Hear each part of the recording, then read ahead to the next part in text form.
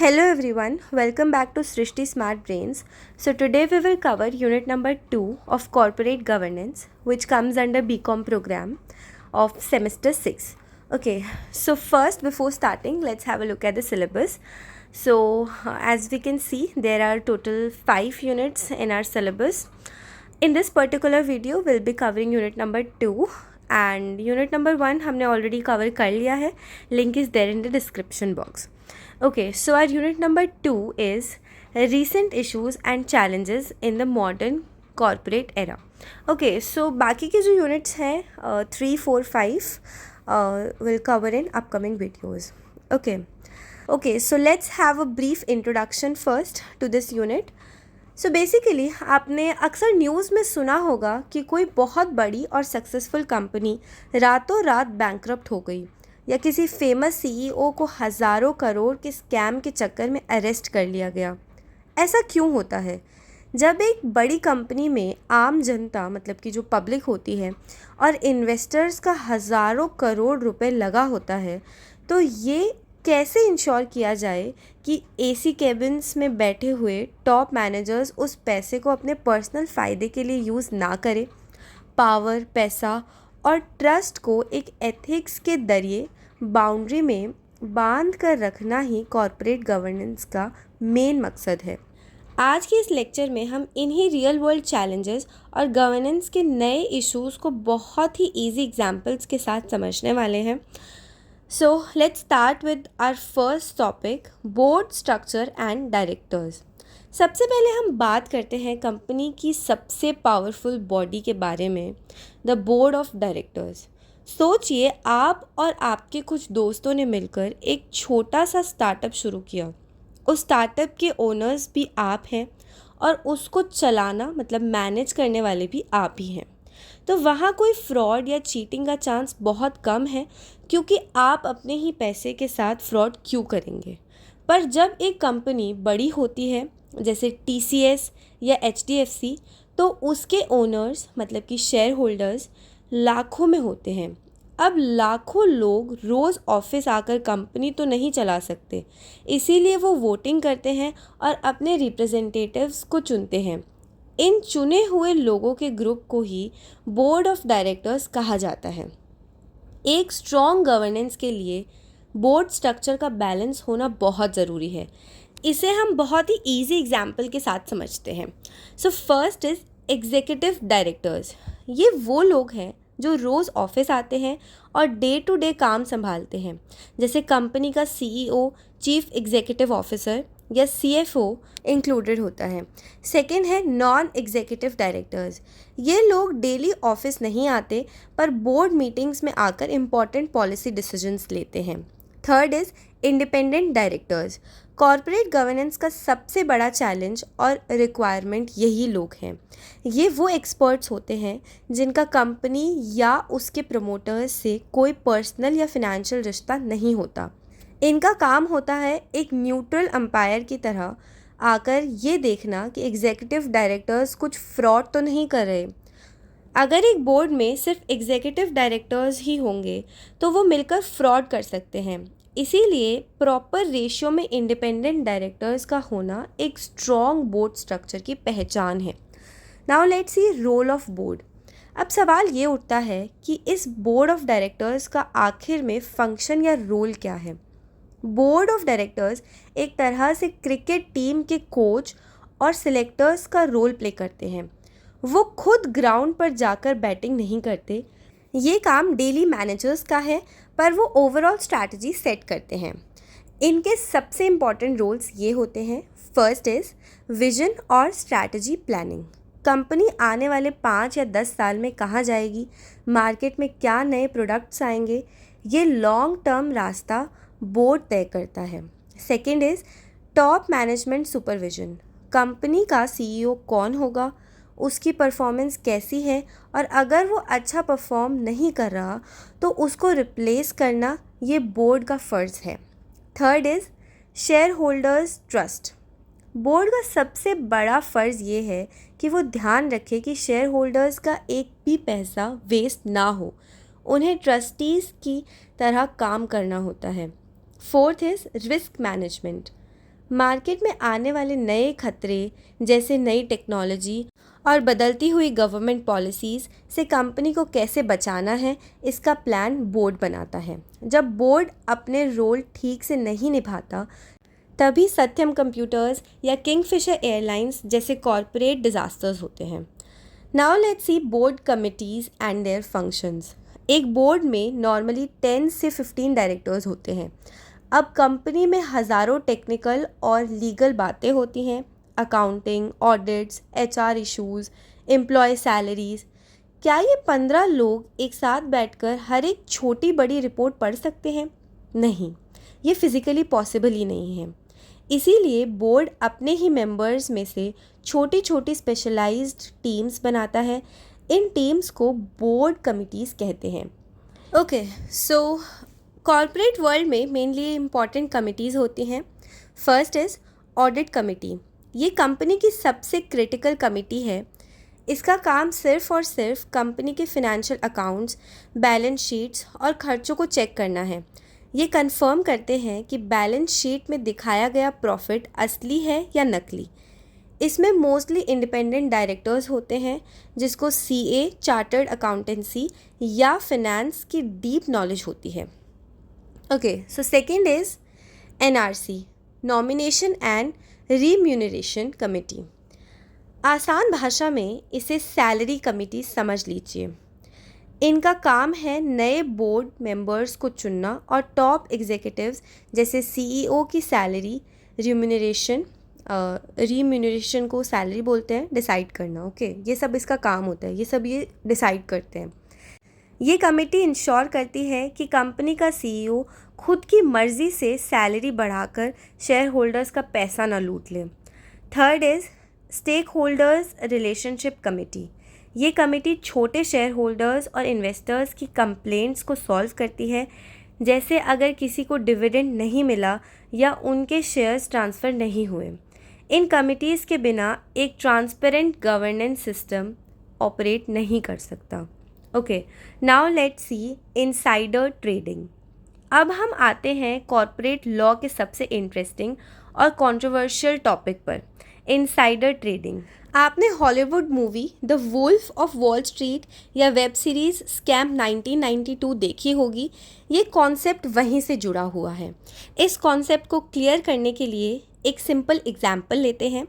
मान लीजिए कल आपका फाइनल एग्ज़ाम है और आप पूरी रात जाग कर पढ़ाई कर रहे हैं, पर क्लास में एक स्टूडेंट है राहुल। राहुल के अंकल यूनिवर्सिटी के एग्ज़ाम पेपर प्रिंटिंग ब्रांच में हेड है। उन्होंने छुपके से राहुल को एक रात पहले पेपर बता दिया। राहुल ने सिर्फ उन्हीं 10 क्वेश्चंस को पढ़ा और यूनिवर्सिटी टॉप कर लिया। क्या ये आपके और बाकी हार्ड वर्किंग स्टूडेंट्स के लिए फेयर हुआ? बिल्कुल नहीं, ये इलीगल और चीटिंग है। शेयर मार्केट भी फेयर प्ले के रूल पर चलता है। मार्केट का असूल है कि कंपनी की इम्पॉर्टेंट इन्फॉर्मेशन सभी पब्लिक को एक ही टाइम पर मिलनी चाहिए। सोचिए, एक दवाई बनाने वाली कंपनी है, उनके साइंटिस्ट ने सडनली एक ऐसी लाइफ सेविंग मेडिसिन डिस्कवर कर ली है जो मार्केट में आते ही हिट हो जाएगी। ये खबर अभी पब्लिक में किसी को नहीं पता।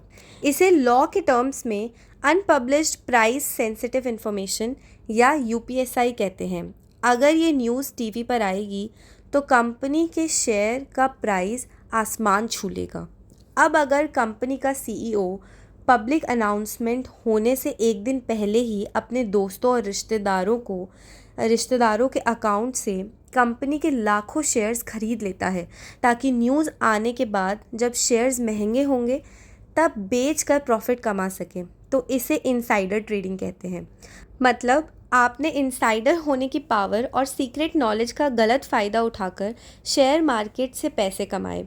ये एक सीवियर क्रिमिनल ऑफेंस है।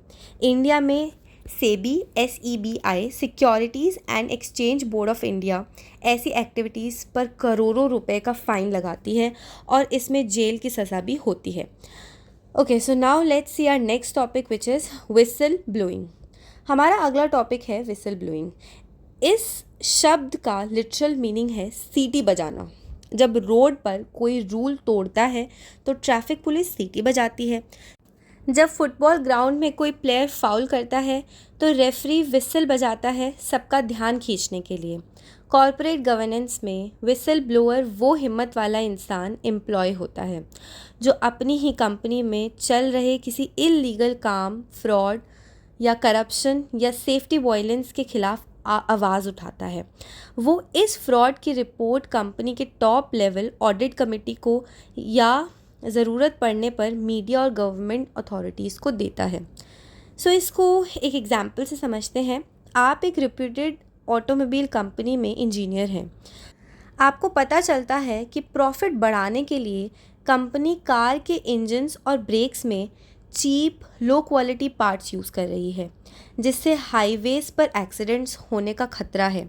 अगर आप चुप रहते हैं तो आपकी नौकरी सेफ है, पर लोगों की जान जा सकती है। पर अगर आप अपने बॉस की इस हरकत की कंप्लेन टॉप मैनेजमेंट या रेगुलेटर्स से करते हैं तो आप विसल ब्लोअर बन जाते हैं। इसमें चैलेंज क्या आता है? सबसे बड़ा चैलेंज ये है कि जो एम्प्लॉय सच बोलता है, कंपनी का मैनेजमेंट उसको अपना सबसे बड़ा दुश्मन मान लेता है। ऐसे एम्प्लॉयज़ को अक्सर जॉब से निकाल दिया जाता है, हैरेस किया जाता है या उनकी जान को खतरा होता है। इसीलिए एक स्ट्रॉन्ग कॉर्पोरेट गवर्नेंस सिस्टम में एक स्ट्रिक्ट विसल ब्लोअर पॉलिसी का होना लाजमी है। इस पॉलिसी का रूल है कि अगर कोई एम्प्लॉय ईमानदारी से फ्रॉड को एक्सपोज करता है तो उसकी आइडेंटिटी, मतलब कि जो उसका नाम है, सीक्रेट रखा जाएगा और कंपनी उसके खिलाफ कोई भी रिवेंज एक्शन नहीं ले सकती। Now let's C share holders activism. आइए अब चलते हैं एक नए और सुपरफुल ट्रेंड की तरफ, शेयर होल्डर्स एक्टिविज़म। इसका मतलब समझने के लिए स्टूडेंट एक्टिविज़म का सोचिए। पहले के टाइम में जब कॉलेज की कैंटीन का खाना ख़त्म होता था या मैनेजमेंट रैंडमली फ़ीस बढ़ा देती थी तो स्टूडेंट कंप्लेन नहीं करते थे, चुपचाप सह लेते थे। पर आज के स्टूडेंट्स अवेयर और एक्टिव हैं। अगर कॉलेज कुछ गलत काम करता है तो वो प्रोटेस्ट करते हैं और मैनेजमेंट से सीधे सवाल पूछते हैं। बिल्कुल इसी तरह थोड़े साल पहले तक किसी कंपनी के रिटेल शेयर होल्डर्स, मतलब छोटे इन्वेस्टर्स, बहुत पैसिव होते थे, मतलब बहुत शांत होते थे। वो कंपनी में पैसे लगाते थे, साल में एक बार आकर एनुअल जनरल मीटिंग में बैठते थे और मैनेजमेंट की हर पॉलिसी पर येस बोलकर निकल जाते थे। अगर कंपनी डूबने लगती तो वो अपने शेयर बेचकर भाग जाते थे, पर मैनेजमेंट से लड़ते नहीं थे। लेकिन आज का शेयर होल्डर एजुकेटेड हो चुका है। इसे ही शेयर होल्डर एक्टिविज़म कहते हैं। आज अगर किसी कंपनी का बोर्ड कोई ऐसी पॉलिसी लाता है जो कंपनी के फ्यूचर के लिए हार्मफुल है, या सीईओ लॉस मेकिंग कंपनी में भी अपना बोनस 300% बढ़ाने को प्रपोज़ल लाता है, तो शेयर होल्डर्स मीटिंग्स में आकर हंगामा कर देते हैं। वो डिफ़िकल्ट क्वेश्चंस पूछते हैं, मीडिया में इश्यूज़ उठाते हैं और अपने ई वोटिंग राइट्स का यूज़ करके मैनेजमेंट के ऐसे अनफेयर प्रपोजल्स को वोट आउट, मतलब रिजेक्ट कर देते हैं। शेयर होल्डर्स एक्टिविज़म ने आजकल के बोर्ड ऑफ डायरेक्टर्स की नींद उड़ा रखी है। ये एक प्रेशर टैक्टिक है जो मैनेजमेंट को कॉन्स्टेंटली याद दिलाती है कि होशियार रहो, ओनर हम हैं और हम तुम्हारे हर स्टेप पर नज़र रखे हुए हैं। So now let's see role of institutional investors. जब हम इन्वेस्टमेंट की बात करते हैं तो दो तरह के लोग होते हैं, एक हम और आप जैसे आम लोग, और जो कंपनी के 10, 50 या 100 शेयर्स खरीदते हैं, इन्हें रिटेल इन्वेस्टर्स कहते हैं। और दूसरे होते हैं इंस्टीट्यूशनल इन्वेस्टर्स। ये बड़ी बड़ी संस्थाएं, ऑर्गेनाइजेशंस होती हैं, जैसे mutual funds, life insurance corporation, बड़े बैंक्स या फॉरेन पेंशन्स फंड्स। सोचिए, हम और आप एसआईपी के थ्रू हर महीने 5,000 रुपये किसी म्यूचुअल फंड में डालते हैं, पर पूरे इंडिया से करोड़ लोग ऐसे ही पैसे डालते हैं। उस म्यूचुअल फंड कंपनी के पास हज़ारों करोड़ रुपए, थाउजेंड्स ऑफ करोड्स जमा हो जाते हैं। फिर वो इंस्टीट्यूशन उस मैसिव अमाउंट को शेयर मार्केट में बड़ी बड़ी कंपनीज़ में इन्वेस्ट करता है। कॉर्पोरेट गवर्नेंस में इसका रोल क्या है? एक आम छोटे शेयर होल्डर की आवाज़ में शायद उतनी पावर ना हो। अगर मेरे पास किसी स्टॉक के 20 शेयर हैं और मैं मैनेजमेंट को मेल करूं तो शायद कोई रिप्लाई ना आए, पर LIC जिसके पास कंपनी के 15,000 करोड़ के शेयर हैं, अगर उसका चेयरमैन एक मेल लिखेगा तो कंपनी का CEO अगले दिन मीटिंग फिक्स करेगा। क्योंकि इंस्टीट्यूशनल इन्वेस्टर्स के पास वोटिंग पावर बहुत ज़्यादा होती है, इसका रोल एज वॉच डॉग, रखवाला, बहुत क्रिटिकल हो जाता है। अगर इन्हें लगता है कि कंपनी एनवायरनमेंट के रूल्स तोड़ रही है या मैनेजमेंट सही से ऑपरेट नहीं कर रहा, तो ये कंपनी पर प्रेशर बनाते हैं। उनकी एक धमकी, हम अपने हज़ारों करोड़ के शेयर्स बेच देंगे। किसी भी कंपनी का शेयर प्राइस आसमान से ज़मीन पर ला सकती है। इस पावर और डर की वजह से कंपनीज मजबूर हो जाती हैं एथिकल रूल्स और गुड गवर्नेंस फॉलो करने के लिए। Okay, now let's C class action suits. अब आते हैं एक लीगल पर प्रैक्टिकल कॉरपोरेट चैलेंज पर, जिसे क्लास एक्शन सूट्स कहते हैं। सूट यहाँ कपड़ों वाला सूट नहीं है, legal court case law suit है।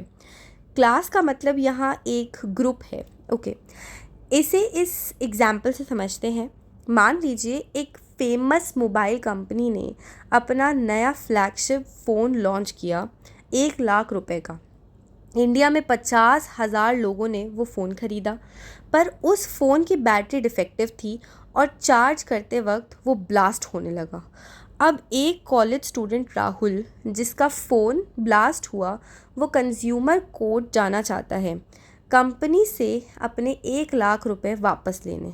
पर सोचिए, राहुल की लॉयर की फ़ीस ही उससे ज़्यादा लग जाएगी और कंपनी अपने हज़ारों करोड़ के पावर से सबसे टॉप लॉयर्स हायर करके राहुल का केस दबा देगी। एक आम आदमी के लिए इतनी जायंट कॉरपोरेट कंपनी से अकेले कोर्ट में लड़ना फिनेंशियल सुसाइड है। इस दिक्कत को दूर करने के लिए लीगल सिस्टम में क्लास एक्शन सूट का रास्ता बनाया गया। लॉ कहता है कि अगर बहुत सारे लोगों के साथ एक ही जैसी चीटिंग एक ही कंपनी ने की है, तो उन सब 50,000 लोगों को अलग अलग केस फाइल करने की ज़रूरत नहीं है। वो सारे लोग एक साथ आकर एक बड़ी क्लास मतलब कि ग्रुप फॉर्म करेंगे और सब मिलकर कंपनी पर एक कंबाइंड सिंगल कंप्लेंट फाइल करेंगे। अब क्योंकि 50,000 लोग साथ हैं, उनके पास टॉप लॉयर्स अफोर्ड करने का बजट होगा और कोर्ट केस का प्रेशर भी कंपनी पर मैक्सिमाइज होगा। अगर ग्रुप जीत गया तो कंपनी को अरबों रुपए पेनल्टी में देने पड़ेंगे, जो सब में इक्वल बांट दिए जाएंगे। ओके, शेयर होल्डर्स भी इस रास्ते का यूज़ करते हैं। अगर टॉप मैनेजमेंट के झूठ बोलने से हज़ारों इन्वेस्टर्स को लॉस हुआ है, तो वो सब क्लास एक्शन सूट फाइल कर देते हैं। इस मैसिव फिनेंशियल रिस्क के डर से आज कंपनीज पब्लिक या इन्वेस्टर्स को धोखा देने से पहले 100 बार सोचती हैं। Okay, so now let's C next topic, which is CSR and corporate governance. एक कंपनी को इवैल्यूएट करने का पहला एक ही क्राइटेरिया होता है, प्रॉफिट कितना बनाया। लेकिन आज गवर्नेंस की डेफिनेशन बदल चुकी है। ये कॉन्सेप्ट आता है CSR मतलब कि कॉरपोरेट सोशल रिस्पॉन्सिबिलिटी का। एज ए ह्यूमन बीइंग, अगर आप सोसाइटी में रहते हैं तो आपकी कुछ सोशल ड्यूटीज़ होती हैं। वैसे ही एक कंपनी एक आर्टिफिशियल पर्सन है। एक फैक्ट्री सोसाइटी से रिसोर्स लेती है, मतलब कि ज़मीन, पानी, बिजली, रोड्स और एम्प्लॉयज़। कंपनी अपना प्रोडक्ट बनाती है, पॉल्यूशन रिलीज़ करती है और अपना सामान सोसाइटी के लोगों को ही बेचकर करोड़ों का प्रॉफिट कमाती है। इस लॉजिक के हिसाब से क्या कंपनी की उस सोसाइटी के टुवर्ड्स कोई ड्यूटी नहीं बनती? बिल्कुल बनती है। इंडिया पहला कंट्री है जिसने CSR को टेक्निकली मैंडेटरी मतलब कंपलसरी बनाया है अपनी कंपनीज एक्ट के अंडर। रूल ये कहता है कि एक सर्टेन प्रॉफिट कमाने वाली बड़ी कंपनीज को अपने पिछले 3 साल के एवरेज नेट प्रॉफिट का एटलीस्ट 2% हिस्सा सोसाइटी की भलाई के प्रोजेक्ट्स में मैंडेटरी लगाना होता है। ये भलाई कैसे की जाती है? फर्स्ट, गवर्नमेंट स्कूल्स में स्मार्ट क्लासेस और कंप्यूटर्स लगवाना। सेकेंड, रूरल एरियाज़ मतलब गांव में हॉस्पिटल्स बनाना या क्लीन ड्रिंकिंग वाटर देना। थर्ड, वुमेन एम्पावरमेंट प्रोग्राम्स चलाना या ऑर्फन्स की हेल्प करना। फोर्थ, ट्री प्लांटेशन ड्राइव्स और सोलर पावर प्लांट्स लगवाना एनवायरनमेंट बचाने के लिए। Okay, so now let's C corporate governance और CSR का क्या कनेक्शन है। दोनों आपस में डीपली कनेक्टेड हैं। एक एथिकल स्ट्रॉन्ग कंपनी जानती है कि अगर वो सोसाइटी को बर्बाद करके प्रॉफिट कमाएगी तो वो बिज़नेस लॉन्ग टर्म नहीं चलेगा। जैसे plastic manufacturing without recycling. CSR company को एक गुड कॉर्पोरेट सिटीज़न बनाता है। आज के टाइम में कस्टमर भी उसी ब्रांड से जुड़ना चाहता है जिसका नाम किसी सोशल कॉज से जुड़ा हो, ना कि किसी सेल्फिश इमेज से। Okay, so now let's see our last topic for this unit which is concept of Gandhian trusteeship. और आखिर में इस सिलेबस का सबसे प्रोफाउंड मतलब गहरा और प्योरली इंडियन रूट्स वाला टॉपिक है कॉन्सेप्ट ऑफ गांधीयन ट्रस्टशिप। हम इकोनॉमिक्स में एडम स्मिथ या कार्ल मार्क्स की कैपिटलिज्म और कम्युनिज्म थ्योरीज पढ़ते हैं, पर हमारे अपने father of nation Mahatma Gandhi ji ने बिजनेस एथिक्स और वेल्थ डिस्ट्रीब्यूशन पर एक ऐसी थ्योरी दी थी जो आज के CSR से कहीं ज़्यादा आगे की सोच थी। इसे ट्रस्टीशिप थ्योरी कहा जाता है। इस कॉन्सेप्ट का मेन एसेंस समझने के लिए एक NGO या चैरिटी ट्रस्ट का एग्जाम्पल ले लीजिए। जब लोग एक NGO को करोड़ रुपए डोनेट करते हैं गरीबों के लिए, तो जो लोग उन NGO को चलाते हैं मतलब ट्रस्टीज़, उनको कहते हैं ट्रस्टीज़, क्या वो उस पैसे के मालिक होते हैं? क्या वो उस डोनेशन के पैसे से अपने लिए लग्जरी कार्स खरीद सकते हैं? नहीं, वो सिर्फ उस पैसे के केयर टेकर्स होते हैं। उन्हें वो पैसा सिर्फ सही जगह यूज़ करने का हक है। गांधी जी का मानना था कि सेम यही फॉर्मूला बड़े और अमीर बिजनेसमैन पर अप्लाई होना चाहिए। उन्होंने कहा कि एक कैपिटलिस्ट जिसके पास बेशुमार दौलत है, उसे ये नहीं सोचना चाहिए कि मेरा पैसा है और मैं इसका मालिक हूँ, बल्कि उसे खुद को सिर्फ एक ट्रस्टी मतलब कि रखवाला मानना चाहिए। गांधी जी के मुताबिक भगवान और सोसाइटी ने आपको वो दिमाग, स्किल और एनवायरनमेंट दिया जिससे आपने फैक्ट्री लगाई और पैसे कमाए। और सबसे बड़ी बात, मजदूरों मतलब लेबर की मेहनत के बिना कोई बिज़नेस नहीं चल सकता। इसीलिए जो प्रॉफिट आता है उस पर अकेले बिजनेसमैन का हक नहीं है। एक बिजनेसमैन को अपने परिवार की बेसिक नीड्स और एक इज़्ज़तदार ज़िंदगी, डिग्निफाइड लाइफ जीने के लिए जितना पैसा चाहिए उतना उसको लेजिटिमेटली यूज़ करना चाहिए। लेकिन उसके बाद का जो सारा सरप्लस मतलब जो एक्स्ट्रा पैसा बचता है, उसे वो अमीर इंसान एज अ ट्रस्टी सोसाइटी के गरीब और पिछड़े हुए लोगों की ज़िंदगी बेहतर बनाने में लगा दे। आज के टाइम में जब बिल गेट्स अपनी आधी से ज़्यादा प्रॉपर्टी अपने बिल एंड मेंडेला गेट्स फाउंडेशन में डाल कर देते हैं, या इंडिया में रतन टाटा और शिव नादर एजुकेशन और हेल्थ केयर के लिए हज़ारों करोड़ डोनेट करते हैं, तो वो इनडायरेक्टली इसी गांधी जी की ट्रस्टीशिप और फिलॉसफी को ही फॉलो कर रहे होते हैं। ये कॉन्सेप्ट प्रूव करता है कि capitalism with a heart possible है। ओके, सो अब इसका एक शॉर्ट कंक्लूजन देख लेते हैं, थोड़ा समरी टाइप का यूनिट को कंक्लूड कर देते हैं। अगर हम कॉरपोरेट गवर्नेंस की इस पूरी पिक्चर को जूम आउट करके देखें तो हमें समझ आता है कि बिज़नेस करना सिर्फ बैलेंस शीट में नंबर बढ़ाना नहीं है। गवर्नेंस स्टार्ट होती है एक पावरफुल और बैलेंस्ड बोर्ड ऑफ डायरेक्टर्स से, जिसमें इंडिपेंडेंट और एग्जीक्यूटिव डायरेक्टर्स मिलकर कंपनी को एक सही दिशा देते हैं और फ्रॉड को कंट्रोल करते हैं। क्योंकि काम बहुत बड़ा है, बोर्ड कमिटीज़ जैसे ऑडिट और रिम्यूनरेशन कमिटीज़ माइक्रोस्कोपिक लेवल पर फाइनेंसेस और पॉलिसीज़ को चेक करती हैं। हमने ये समझा कि इनसाइडर ट्रेडिंग जैसे क्राइम्स को रोकने की कितनी ज़रूरत है ताकि मार्केट में आम इन्वेस्टर का विश्वास बना रहे, और इसीलिए उन हीरो एम्प्लॉयज़ विसल ब्लोअर्स को प्रोजेक्ट करना ज़रूरी है जो कंपनी के अंदर के स्कैम्स को बाहर लेते हैं। बाहर लेकर आते हैं। ओके, आज के मॉडर्न एरा में चाहे वो एक रिटेल शेयर होल्डर हो, मतलब शेयर होल्डर्स एक्टिविज़म, या थाउजेंड्स ऑफ करोड़ लगाने वाले इंस्टीट्यूशनल इन्वेस्टर्स हों, सब जागरूक हैं। वो मैनेजमेंट की हर गलती पर सवाल उठाते हैं और उन्हें कंट्रोल में रखते हैं। साथ ही हमने देखा कि अगर कंपनी गलत रास्ते पर जाए और लोगों को मास लेवल पर हार्म पहुंचाए तो क्लास एक्शन सूट्स के ज़रिए उन्हें कोर्ट में घसीटा जा सकता है। और आखिर में हमने देखा CSR और गांधीयन ट्रस्टीशिप। हमने ये सीखा कि the ultimate purpose of any corporation is to give back to the society. Wealth generate करना ज़रूरी है, पर उस वेल्थ को एक ट्रस्टी की तरह पब्लिक के वेलफेयर में लगाना उससे भी ज़्यादा ज़रूरी है। ओके, सो बेसिकली कहीं ना कहीं सारी बातों का निचोड़ यही निकलता है कि corporate governance is all about ethics, honesty और transparency.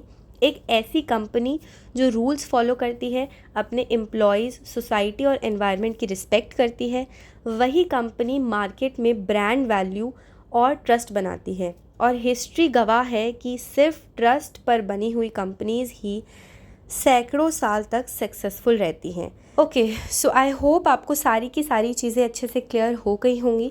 Still if you have any doubts feel free to ask me in the comment box. I will reply you as soon as possible. Thank you so much for watching and don't forget to subscribe to my channel.